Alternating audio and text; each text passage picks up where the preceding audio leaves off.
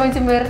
Saya dengan Dr. Atika Purnamasari dan rekan saya Dr. Herman Bagustrianto. Kami berdua adalah dokter spesialis penyakit dalam. Saat ini pengendalian COVID-19 dari pemerintah antara lain dengan memaksimalkan tes, lalu melakukan penelusuran atau dengan trace, dan juga memberikan pengobatan yang dibutuhkan, memaksimalkan fasilitas APD, fasilitas rawat inap isolasi, dan juga mempersiapkan ketersediaan vaksin. Selain itu, peran masyarakat juga diharapkan dengan memakai masker, mencuci tangan, menjaga jarak, menjauhi kerumunan, dan membatasi mobilisasi atau disebut dengan 5M. Kalian sudah vaksin belum? Yuk kita bahas pada pertemuan YouTube kita kali ini.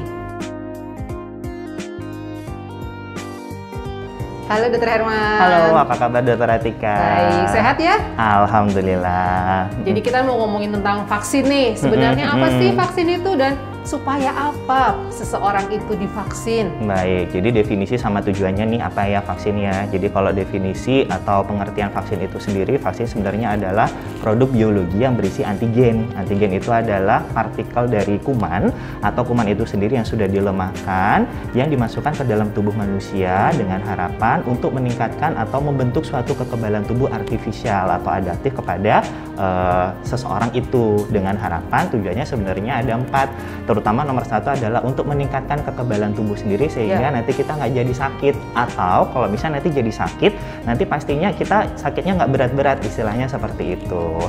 Dan untuk vaksin COVID-19 sendiri ini sebenarnya memiliki 4 tujuan. Yang pertama adalah 1, untuk meningkatkan atau membentuk terjadinya herd immunity. Jadi itu adalah suatu kekebalan kelompok di mana kalau misalnya banyak orang yang divaksin, nantinya seluruh masyarakat di Indonesia nantinya akan kebal. Minimal itu harus 70% dok, betul. 70% dari penduduk Indonesia dari ya? Total populasi di Indonesia. Kemudian yang kedua adalah untuk mengurangi morbiditas dan mortalitas, yaitu kita tahu sendiri nih dok, angka kesakitan dan kematian akibat COVID-19 ini sebenarnya cukup tinggi di Indonesia. Jadi makanya untuk mengakhiri itu atau membantu mengurangi, kita memerlukan vaksin sebagai salah satu metodenya. Kemudian yang ketiga adalah, ini yang paling penting juga, yaitu adalah untuk mengurangi dampak sosial ekonomi. Kita tahu sendiri nih udah setahun ke belakang, bahkan sampai COVID-19 ulang tahun ini ternyata pendapatan di Indonesia itu udah mulai menurun, bahkan perkembangan ekonomi udah mulai turun ini. Jadi kalau kita lihat minus, banyak orang yang di PHK dan segala macam. Akibatnya ya itulah, jadi ekonomi mulai turun juga. Oleh karena itu mungkin kita juga harus memikirkan strategi apa sih salah satunya supaya kita bisa memutus pandemi COVID-19 ini dengan segera. Harapannya dengan diputus segera, ekonomi bisa pulih kembali seperti sebelum pandemi, begitu. Jadi pada beberapa masyarakat yang sudah pernah terkena COVID saat pandemi kemarin tetap harus vaksin ya dokter ya? Sebenarnya iya dok, jadi kita harus tahu nih berdasarkan beberapa penelitian ternyata antibodi anti COVID-19 itu sebenarnya bervariasi antara 1 bulan sampai dengan maksimal banget itu 3 bulan tergantung dari virulensi dan patogenisitas dari kuman itu sendiri. Jadi sebaiknya untuk penyintas COVID, kalau dulu memang belum kita prioritaskan, tapi untuk sekarang setelah 2 minggu dinyatakan negatif ya, kemudian 3 bulan setelahnya itu kalau bisa memang sebaiknya harus divaksin COVID-19. Ya, setuju. Begitu. Bukan kita berdua sudah vaksin of course, udah dong gitu. Jadi kita adalah living proof. Kami berdua adalah penyintas dan kami berdua sudah vaksin. Betul sekali. Biar lebih aman ya dok ya, begitu. Dan juga untuk mendukung program pemerintah. Oke. Dok, saat ini vaksin yang kita pakai adalah yang Sinovac, di mana aturan pemakaiannya adalah dia diberikan secara 2 kali. 2 kali dengan jarak waktu 14 hari. Kenapa dok kok harus 2 kali? Nah, ini sebenarnya sesuai dengan hasil penelitian ya. Jadi kalau misalnya kita bicara vaksin, itu ada penelitiannya, nggak ujuk-ujuk langsung kita diberikan 1 kali atau 2 kali. 2 kali itu dinamakan booster dok, begitu. Mungkin juga buat sobat pemirsa yang ada di rumah juga, begitu. Jadi kenapa diberikan 14 hari dan diberikan 2 kali? Karena memang untuk yang pertama itu dinamakan vaksin pertama, itu nanti akan membentuk respon imun primer namanya. Yang kedua namanya respon imun sekunder atau boosternya, seperti itu. Respon imun primer sebenarnya kalau disuntik akan meningkatkan antibodi anti vaksin, kekebalan tubuhnya meningkat, tapi tidak cukup protektif sayangnya, seperti itu. Nah kan percuma dong kalau misalnya kita cuma disuntik sekali aja, tapi ternyata nggak disuntik kedua, jadi maksudnya tetap aja antibodinya tidak cukup untuk melindungi kita terhadap COVID-19, begitu. Iya, jadi aman memang ya dok, ya memang harus 2 kali. Sebaiknya memang 2 kali, karena kalau 1 kali udah nyeri disuntik 1 kali, tiba-tiba udah nggak divaksin lagi, kan sayang aja. Kalau cuma 1 kali maka akan menjadi sia-sia. Betul sekali. Jadi kalau 2 kali itu antibodinya pasti akan lebih tinggi dan harapannya bisa lebih protektif, begitu dok. Dan memang jangka waktunya 14 hari, kecuali pada pasien lansia memang dianjurkan 28 hari, begitu. Vaksin Sinovac yang saat ini ada dan diberikan kepada masyarakat adalah jenis vaksin yang inaktif, di mana dia tidak mempunyai kode gen karena dia telah diinaktifkan. Aman ya dok ya? Betul, safe, totally safe. Totally safe ya. Tetapi nanti ada beberapa tipe vaksin yang lain ya dok. Betul sekali. Seperti apa contohnya dok? Nah jadi untuk tipe vaksin itu memang banyak sekali. Ada vaksin dari mRNA, dari DNA, dari partikel virus, dari vektor dan sebagainya sebenarnya. Untuk Sinovac betul seperti Dr. Atika bilang tadi, jadi adalah inactivated virus, jadi virus yang sudah tidak aktif sebenarnya. Jadi kalau misalnya disuntik habis itu jadi kena COVID-19 itu sebenarnya hoax banget itu dok, that's really hoax itu sebenarnya. Jadi ini aman, dan memang kalau misalnya vaksin yang asalnya dari virus yang mRNA, dari partikel DNA, itu memang mungkin efek samping dan efek simpangnya lebih besar. Tapi karena vaksin Sinovac ini berasal dari inactivated virus, jadi efek simpang dan efek sampingnya itu sebenarnya sangat amat ringan sekali, begitu. Jadi jangan takut untuk divaksin. Betul. Satu lagi dok, ada kekhawatiran kalau vaksin ini tidak halal. Bagaimana itu? Ya, ini juga beberapa kali menjadi topik perbincangan di dunia media sosial sebenarnya. Apalagi banyak hoax bertebarannya dok. Jadi sebenarnya untuk Sinovac ini sendiri produksinya mungkin dari China gitu. Jadi mungkin banyak orang agak sangsi nih halal apa enggak. Tapi sebenarnya mulai dari proses pembuatannya, mulai dari bulan Oktober 2020 dok, meskipun tahun lalu nih sebenarnya, MUI sudah diundang sebenarnya. Jadi udah datang ke China pada waktu itu untuk membuktikan mulai dari pemrosesan, pembuatan, produksi segala macam. Ternyata memang produknya aman, jadi tidak ada dari produk yang tidak suci dan tidak halal.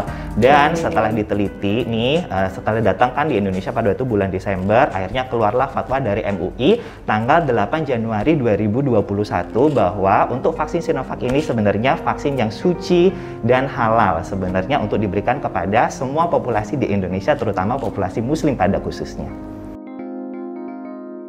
Jadi kita waktu mau vaksin persiapan apa nih yang dilakukan biar nggak nervous? Nanti kalau nervous nih bikin tensi naik, berdebar-debar gitu kan? Yang pertama kita harus yakin dulu deh bahwa vaksin ini aman ya, we have to believe gitu ya. Kemudian yang kedua, kita harus ngontrol kalau misalnya ada beberapa pasien nih punya penyakit metabolik nih, itu harus dikontrol sebaik mungkin agar kita layak untuk divaksin, seperti itu. Kemudian jangan lupa sarapan nih dok, dan jaga kesehatan ya, karena kalau misalnya nggak jaga kesehatan takutnya pas divaksin, hari vaksin nanti takutnya malah sakit batuk pilek, jadi akhirnya gagal vaksin, seperti itu. Jadi kemudian yang terakhir mungkin saya sarankan yaitu datang aja, ikutin anjuran pemerintah, kemudian jaga kesehatan, nanti datang pada hari vaksin, nanti akan diperiksa segala macam sehingga nanti kita bisa siap untuk divaksin. Masyarakat saat ini masih bingung, masih bertanya-tanya, dok, saya punya kencing manis nih dok, boleh nggak vaksin? Saya punya darah tinggi dok, boleh nggak vaksin? Jadi sebenarnya siapa saja sih yang boleh divaksin? Nah, kalau speaking of that, kita harus cari tahu nih sebenarnya. Jadi program pemerintah itu sendiri untuk vaksinasi ini sebenarnya dimulai dari 2021 sampai dengan 2022. Memang jangka panjang nih dok. nanti dibagi menjadi beberapa wave atau gelombang. Gelombang pertama terdiri dari 2 termin. Yang pertama adalah kita sebagai tenaga medis, kita udah ya dok ya. Kemudian yang kedua adalah karyawan instansi pelayanan publik dan juga lansia sebagai populasi risiko tinggi. Nah berikutnya setelah bulan April nanti akan dibagi menjadi 2 juga. Yang pertama gelombang kedua untuk tahap yang pertama itu adalah karyawan berisiko lainnya dan juga populasi umum. Jadi harapannya herd immunity bisa tercapai nih dok untuk 70%-nya. 180 juta orang harus divaksin di Indonesia. Nah menjawab pertanyaan dokter tadi, mungkin juga rekan-rekan juga pengen tahu nih siapa yang boleh divaksin. Jadi ada beberapa kriterianya, itu ada checklistnya dok. Nanti kalau misalnya di di meja vaksin yang kedua. Cuma untuk secara garis besar aja ya dok, untuk yang hipertensi itu sebenarnya untuk tensi di bawah 180/110 sebenarnya boleh divaksin. Boleh divaksin. Untuk diabetes, selama tidak ada komplikasi akut diabetes, berapapun kadar gulanya boleh divaksin. Ya. Kemudian untuk ibu hamil, mungkin mohon maaf sekarang masih debatable ya dok ya. Untuk ibu menyusui boleh divaksin. Terus habis itu untuk penyintas kanker nih, gimana nih? Penyintas kanker masih dalam perdebatan. Ada perdebatan. Kemudian untuk geriatri yang udah tua-tua, ini kan populasi resiko tinggi nih dok. Kalau dulu memang masih agak simpang siur kabarnya, tetapi selama tidak ada sindroma geriatri atau pasien sehat dan tua, itu masih layak untuk divaksin. Penyintas COVID yang sudah pernah terkena COVID juga vaksin ya? Boleh, setelah 3 bulan nggak apa-apa vaksin aja. Bukan berarti sudah terkena COVID terus antibodinya masih ada, habis itu bebas COVID. Bebas COVID juga. Jadi harapannya 180 juta orang, 70%-nya nanti bisa divaksin semuanya. Ya. Setelah divaksin, apa yang dirasakan? Oke, kita dulu nih berdasarkan pengalaman nih. Atau mungkin gini deh, dari kalau misalnya berdasarkan teori, semua vaksin sama ya. Pada anak kecil, balita kan juga ibu-ibu mungkin udah paham nih sebenarnya apa sih reaksi setelah vaksin ya, yang dinamakan dengan KIPI. Ada reaksi yang lokal, ada reaksi yang sistemik sebenarnya dok. Kemudian untuk yang reaksi lokal itu biasanya nyeri pada bekas suntikan, itu paling sering ya. Untuk yang sistemik biasanya malaise, jadi kayak agak greges-greges gitu ya, kemudian agak capek-capek dikit, kemudian mungkin kalau misalnya saya pribadi nih mungkin ngerasa lebih lapar dan lebih ngantuk nih ceritanya begitu. Ada juga mungkin yang merasa demam-demam ringan tapi sebenarnya tanpa pengobatan nanti akan sembuh dengan sendirinya seperti itu. Jadi nggak perlu khawatir ya. Ada juga sih sebenarnya mungkin adalah reaksi alergi dan itu memang unpredictable sebenarnya. Tetapi untuk reaksi alergi ini setelah vaksin ada meja observasi selama 30 menit. Jadi nggak usah takut untuk divaksin karena ada tenaga medis yang siap begitu. Dan ini memang bukan karena dari vaksinnya sendiri, karena memang dari diri kita sendiri sebenarnya. Kebanyakan mungkin reaksinya psikosomatis nih. Psikosomatis nih sebenarnya. Jadi agak nervous, gelisah, kayak gitu-gitu aja sih dok sebenarnya begitu. Dan we are living proof, jadi bahwa kita udah divaksin, udah 2 kali vaksin dan ternyata nggak ada efek simpang yang aneh-aneh sebenarnya. Gitu. Satu lagi nih dok. Ada fenomena masyarakat yang sudah divaksin dan merasa merdeka. Betul. Dibukalah itu masker karena dia sudah merasa sudah divaksin 2 kali. Oke. Gimana tuh? Jadi tidak menerapkan protokol 5M setelah divaksin. Itu sebenarnya suatu hal yang big no-no sebenarnya. Jadi kalau misalnya kita lihat, vaksin adalah salah satu strategi dari pemerintah untuk memutus mata rantai COVID-19. Tapi tetap protokol kesehatan harus tetap dijalankan begitu. Jadi jangan sampai dibuka masker ya. Itu adalah salah satu strategi aja nih. Jadi tetap harus komplementer, harus saling melengkapi. Ya, karena vaksin itu sendiri akan terbentuk antibodinya setelah 28 hari. Betul sekali. Kemudian untuk berapa lamanya sendiri juga masih debatable. Jadi makanya kalau misalnya habis divaksin jangan langsung lepas masker. Teman-teman tetap harus melakukan protokol kesehatan dengan baik dan benar. Oke, demikian penjelasan dari kami. Selanjutnya kita mau bahas topik apa lagi di channel YouTube ID Jember Official. Yuk, tulis saran dan masukan di kolom komentar di bawah ini. Terima kasih sudah menonton. Jangan lupa like, subscribe, serta aktifkan notifikasi pada video ini agar kamu menjadi yang pertama mengetahui video kita selanjutnya. Sampai jumpa, masyarakat sehat, masyarakat sejahtera.